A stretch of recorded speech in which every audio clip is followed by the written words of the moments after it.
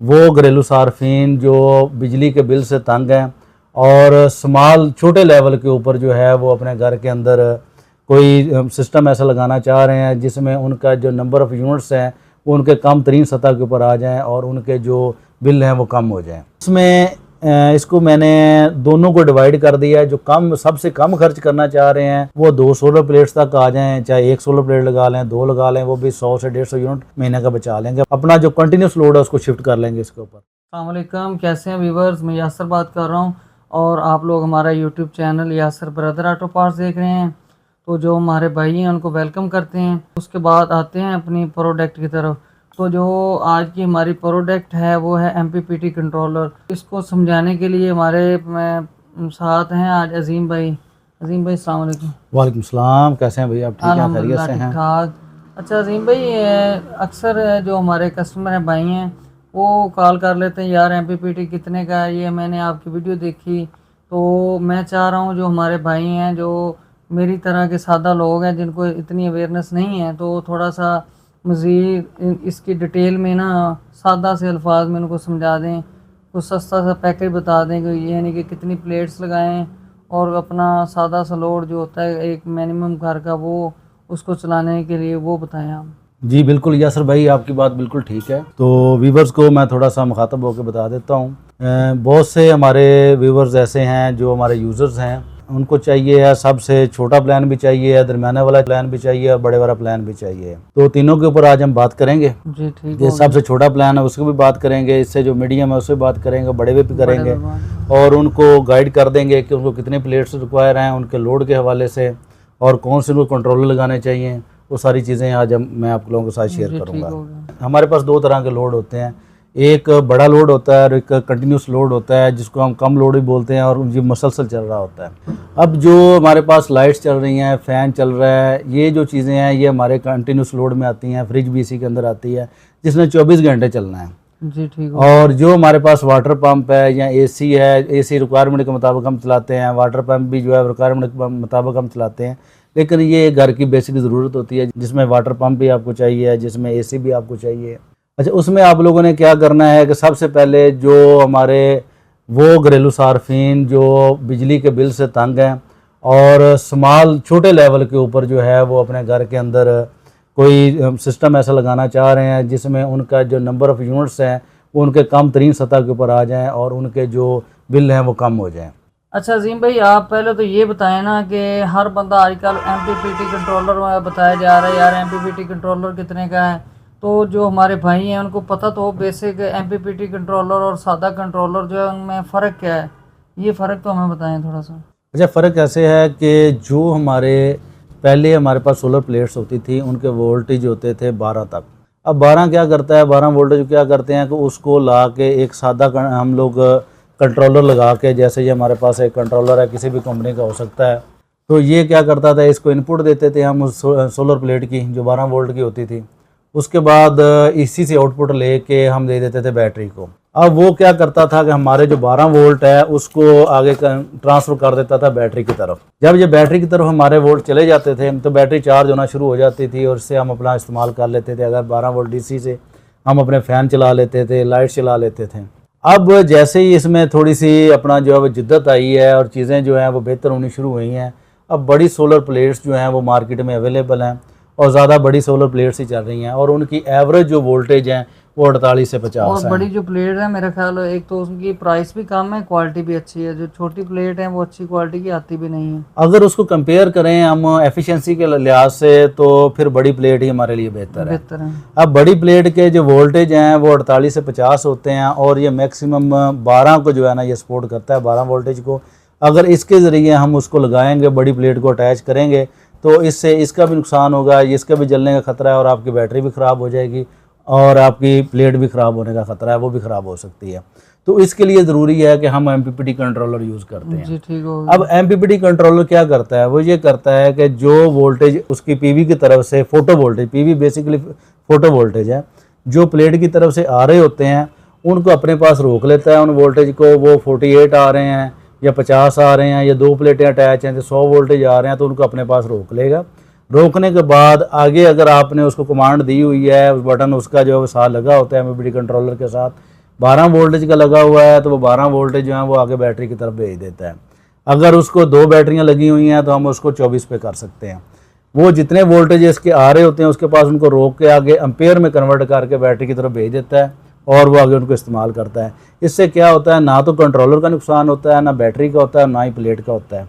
इसलिए जितनी भी अब सोलर प्लेट्स मार्केट में आ रही हैं ठीक हो गया। 48-50 वोल्ट वाली, 48-50 मैं इसलिए कह रहा हूँ कि वो सूरज की रोशनी के लिहाज के वोल्टेज ऊपर नीचे हो जाते हैं, 46 वोल्टेज भी हो जाते हैं, 50 भी हो जाते हैं, तो उनके लिए एमपीपीटी कंट्रोलर ही यूज़ होता है जो कि एक कंट्रोलर में अवेलेबल है और साथ में जितने भी हमारे इन्वर्टर आ रहे हैं सब में एमपीपीटी का फंक्शन अवेलेबल होता है। इसलिए एमपीपीटी कंट्रोलर जो है वही बड़ी प्लेट्स के लिए इस्तेमाल होते हैं। हमारे जो व्यूवर्स हैं उनको ये बताएं कि जो एमपीपीटी कंट्रोलर है कम से कम कितनी प्लेट्स इसमें इंस्टॉल कर सकते हैं और ज़्यादा से ज़्यादा कितनी इंस्टॉल कर सकते हैं? वो उसकी आपके जो कंट्रोलर है उसकी कैपेसिटी के लिहाज से है कि आप कितनी कर सकते हैं और वो आपको कम से कम आप एक भी कर सकते हैं। और ये वाला एक कंट्रोलर है हमारे पास 65 वाला, तो उस पे एक और ज़्यादा से ज़्यादा कितनी कर सकते हैं? इसके ऊपर अगर तो हमारे पास इस तरह के इसमें हमारे पास 2 वैरायटी अवेलेबल हैं। ये वाला जो कंट्रोलर है बेसिक, जो इसके अलावा इसको हम साइड पे रख देते हैं क्योंकि इसका फंक्शन था 12 वोल्ट की प्लेट तक। जो पहले प्लेटें जो पहले हमारे पास प्लेट चल रही थी 280 उनके लिए ये बेस्ट है। हाँ, बड़ी प्लेटों के लिए हाँ, ये छोटी प्लेटों के लिए बेस्ट है। बड़ी प्लेट्स की हम अब बात कर रहे हैं, हमारे लोड भी ज्यादा है और बड़ी प्लेट सस्ते में अवेलेबल भी हैं, तो हम उसकी बात कर रहे हैं। तो इसको मैं जरा साइड पे रखता हूँ और हम आ जाते हैं हमारे एमपीपीटी कंट्रोलर के ऊपर। अब इसके अंदर हमारे 3-4 फंक्शंस अवेलेबल हैं। ये जो हमारा एमपीपीटी कंट्रोलर है हमारे पास, अब सबसे पहले हमारे पास जो आ रहा है एमपीपीटी कंट्रोलर, वो उसकी रेंज 1 से 2 प्लेट्स की है।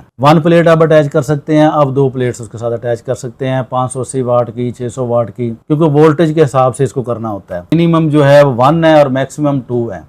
मैक्सिमम 2 है। अच्छा अजीम भाई, अगर 2 से ज्यादा इसके साथ अटैच करेंगे तो क्या होगा? अच्छा, इसमें हमारे पास एक और फंक्शन भी अवेलेबल है जिसमें हम लोग 2 से ज्यादा भी अटैच कर सकते हैं। इसको हमें फिर 2 बैटरीज आगे लगानी पड़ेगी, इसको 24 वोल्ट के ऊपर लेके जाना पड़ेगा। फिर हम इसके साथ जो है वो 4 प्लेट्स जो है वो अटैच कर सकेंगे। 4 प्लेट्स अटैच, 2 प्लेट्स को सीरीज करना है, फिर 2 प्लेट्स को सीरीज करना है, फिर दोनों को पैरेलल कर लेना है, करके फिर हम इसके साथ अटैच कर सकते हैं। और आगे हमारे पास 24 वोल्ट यानी कि 2 बैटरियां सीरीज में लगी हों तो फिर हम इसके साथ अटैच कर सकते हैं, वरना हम एक बैटरी ही साथ अटैच करेंगे। और इसको हम लोग जैसे ये राइट साइड पे बटन है, यानी कि एक बैटरी भी लगेगी, 2 भी लगेगी। हाँ जी, इसके साथ एक बैटरी भी लग सकती है, 2 बैटरी भी लग सकती है। और वापडा का ऑप्शन भी है इसके साथ? नहीं, वापडा का ऑप्शन इसका इन सेंस अवेलेबल है कि हमारे पास जो एक पुराने यूपीएस चल रहे थे जो वापडा के साथ चलते थे, तो इसके साथ एक एक्स्ट्रा फंक्शनैलिटी हमारे पास मौजूद है। वो क्या करती है जी कि इसमें हम वापडा इन भी कर देते हैं और वापडा आउट भी यहाँ से ले सकते हैं। और इसके अंदर हम क्या करेंगे कि अपनी प्लेट्स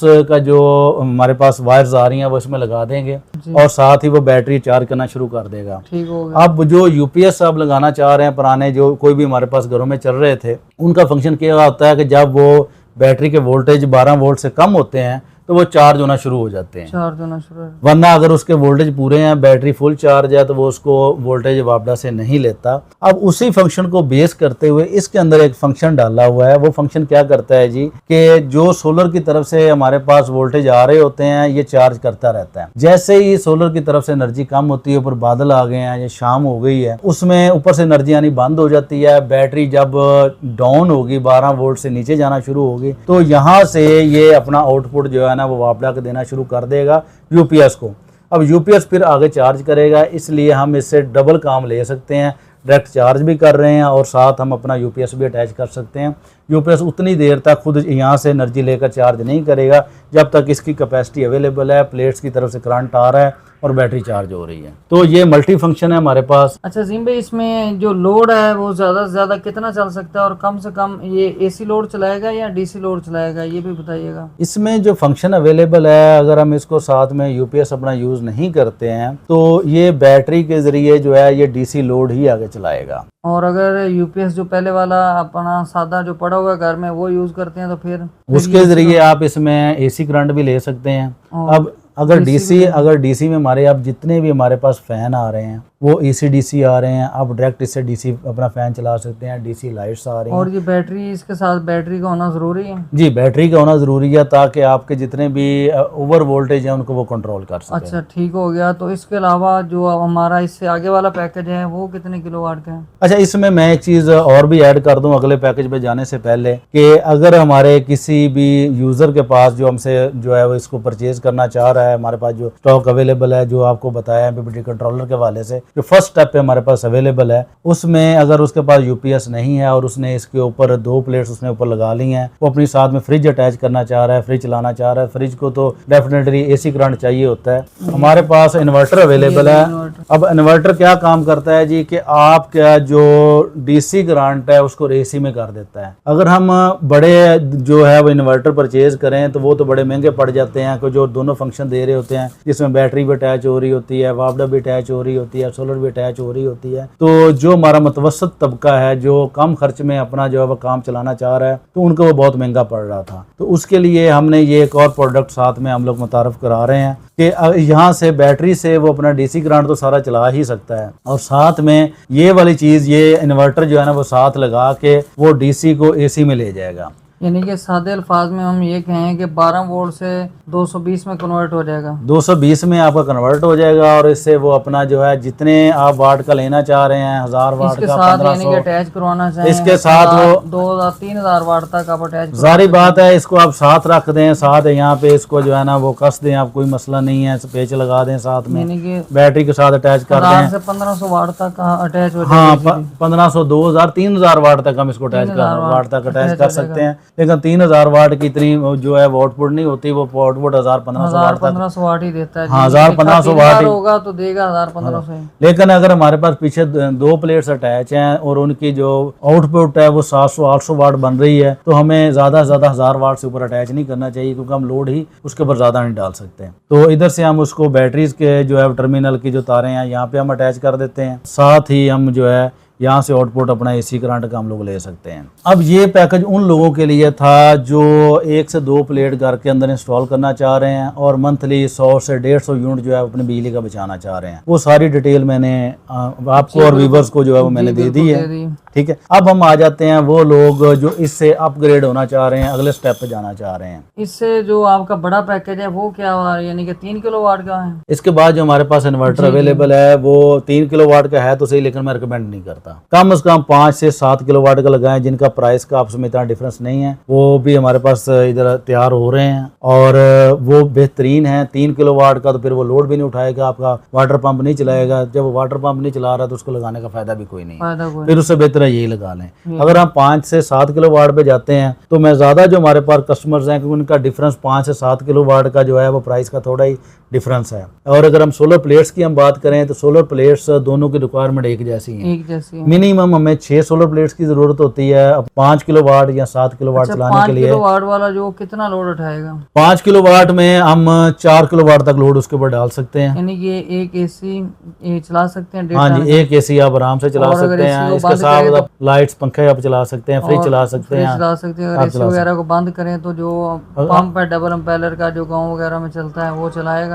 डबल एम्पेलर का जो है वो थोड़ा उसके लिए मुश्किल हो जाता है, सिंगल एम्पेलर इजीली चला लेगा। इसलिए हम उसको जो है वो रिकमेंड करते हैं 7 किलोवाट को हम रिकमेंड करते हैं, ताकि उसके ऊपर आप 6 किलोवाट तक लोड डाल सकते हैं जी। तो चलाएगा। हाँ, वो आपका डबल एम्पेलर पंप भी चलाएगा, आपका AC भी चलाएगा, आपका लाइट्स, पंखे आरसी चलाएगा। AC भी डबल ब्लॉक वगैरह चला देगा। हाँ, डबल एम्पेलर चला देगा आपका जी। ठीक। अच्छा, उसमें आपने क्या करना है जी कि उसमें आपको मिनिमम 6 सोलर प्लेट्स चाहिए, लेकिन उसके साथ आपको वापडा शेयरिंग देनी पड़ेगी, क्योंकि जैसे ही सोलर प्लेट में की एनर्जी कम होती है वो फिर वापडा को उठा लेता है। अगर कोई भाई सवाल करते हैं अगर हमने वापडा देनी ही नहीं तो फिर वो सोलर प्लेट की तरह ज्यादा करें? हाँ, वो मिनिमम 8 सोलर प्लेट्स उसको चाहिए होंगी जी। ठीक। और ज्यादा से ज्यादा जो है वो 14 सोलर प्लेट्स आप साथ अटैच कर सकते हैं। 14 जिसको बोलते हैं, 14 सोलर प्लेट्स आप अटैच कर सकते हैं जी। ठीक हो गया। तो इसमें बैटरी की जरूरत नहीं पड़ेगी? इसमें बैटरी की जरूरत बिल्कुल भी नहीं है। बैटरी की जगह पे हमारे पास अगर हम बैकअप देना चाह रहे हैं तो हम वापडा का बैकअप दे देते हैं, ताकि अगर जरूरत पड़े तो वहां से उठा ले। तो बैटरी की प्राइस पहले ही बहुत ज्यादा है, अगर हम बैटरी को भी इसके साथ अटैच करेंगे तो फिर कॉस्ट जो है ना बहुत ज्यादा बढ़ जाएगी। और ये सुबह कितने बजे काम शुरू कर देता है और शाम कितने बजे तक काम करता है एवरेज? जैसे सूरज की लाइट ऑन हो जाती है तो वो ये काम करना होना शुरू कर देता है। 8 घंटे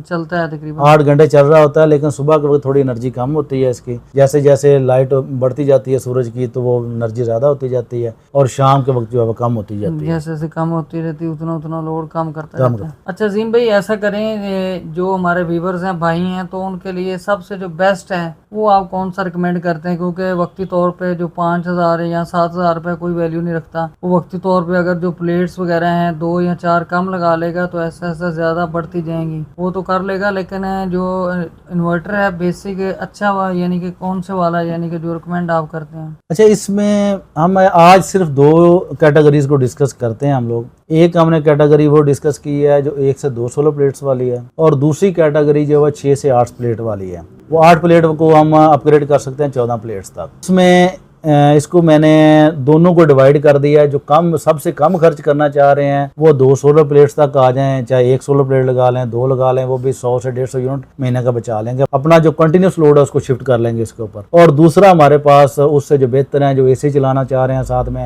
अपना वाटर पंप चलाना चाह रहे हैं, वो 7 किलोवाट वाला जो है ना वो इन्वर्टर परचेज करें, जो मुनासिब रेट में हमारे पास अवेलेबल है और उनकी ज़रूरत को जो है वो पूरा करेगा। नेक्स्ट टाइम जो है वो हम इससे बड़े जो सोलर इन्वर्टर है उसके ऊपर हम बात करेंगे, ताकि जो है वो इससे ऊपर वाला जो हमारा कस्टमर है हम उसको भी इंफॉर्मेशन दे सकें। तो अगर कोई से ऑनलाइन परचेज करना चाहे, जो स्क्रीन पे जो नंबर शो हो रहा है उस पर आप रब्ता करें। और जो हमारी शॉप की लोकेशन है वो साहिवाल रोड नज़ फ्रीदिया फिलिंग स्टेशन के बिल्कुल सामने है। और अगर कोई भाई इधर आके परचेज करना चाहे तो वो भी कर सकता है। अगर ऑनलाइन परचेज करना चाहे तो जो नंबर शो हो रहा है उस पर रब्ता करें। और जल्द एक नई वीडियो के साथ आपकी खिदमत में हाजिर होंगे। उस वक्त तक के लिए दीजिएगा इजाज़त। अल्लाह हाफ़िज़। अल्लाह हाफ़िज़।